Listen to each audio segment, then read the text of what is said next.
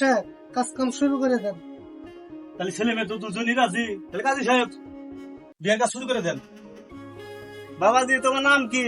আমার নাম কথা হাসেন। কটা হাসেন? কটা হাসেন। মামনি তোমার নাম কি? মোসাম্মদ খৈমন খাতুন। মুসাম্মদ খুমন খাতুন। হ্যাঁ। মুসাম্মদ খুমন খাতুন। কাজী মেয়ের বয়স কত? 12 বছর। এজন্য বাল্য বিবাহ আমি করতে পারবো না। আরে চুপ থাকেন, বসেন। বাল্য বিবাহটা কি হয়েছে? গ্রামে ওগুলা দেখে না। আমি মেম্বার এখানে উপস্থিত আছি, যা করার আমি আজ করতেছি। আপনি বিবাহ করান।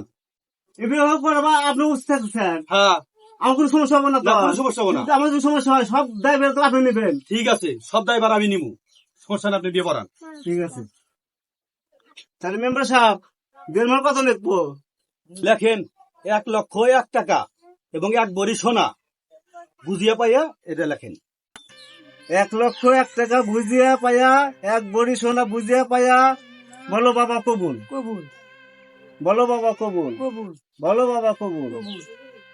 1,01,000 টাকা, 1 ভরি সোনা দিনমল ধার্য করিয়া। বলো মা কবুল।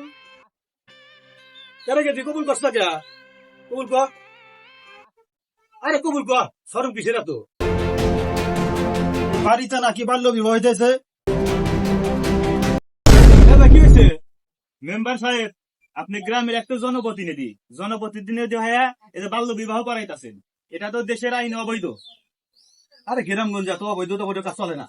অবৈধ কাজ সব জায়গায় অবৈধ, যেটা সেটা সব জায়গায় অবৈধ। বাল্য বিবাহ সরকারের আইনে নিষিদ্ধ আছে, এটা আমাদের প্রচার করতে হবে। আপনি এটার দায়িত্ব আপনার, আপনি এলাকার মেম্বার, আপনার দায়িত্ব এগুলো প্রচার করে যাতে কোথাও বাল্য বিবাহ না হয়। আরে এত কথা বলেন না, আপনার টাকা পয়সা লাগে, টাকা পয়সা দিতে হবে। না, এখানে টাকা পয়সার কোনো ব্যবস্থা হবে না। এখানে ছাড় আসছে, এখানে বিবাহ বন্ধ করতে হবে। কিছু ব্যবস্থা করা যায় না। না, ব্যবস্থা করা যায় না। বাল্য বিবাহ দেশের জন্য ক্ষতি, সমাজের জন্য ক্ষতি, সব জন্য ক্ষতি।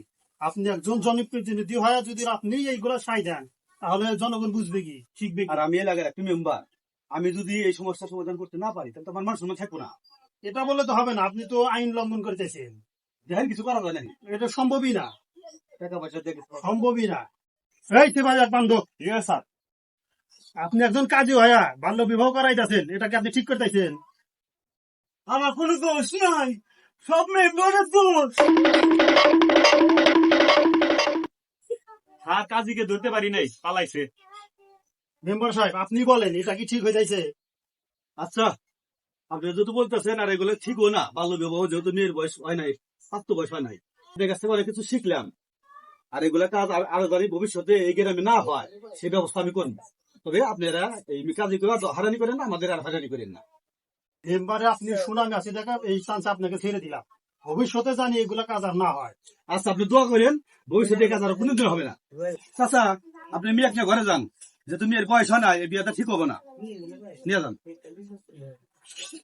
আরে বাবাজি আসো, তোমার এই বিয়ে করার দরকার নাই, চলো তোমাকে আমি এগিয়ে দিয়েছি। নেতা সারা আছে, আগে পোষা দেন সারা। ধন্যবাদ আপনি ঠিক আছে। বলার জন্য। ঠিক আছে, আর এগুলা প্রচার করেন যে বাল্য বিবাহ দেশের আইনে নিষিদ্ধ। এখন থেকে আমি পুরা গ্রামে দোল দিয়ে দিব, বাল্য বিবাহ করা যাবে না, এর বিরুদ্ধে আমি। ঠিক আছে। আসো।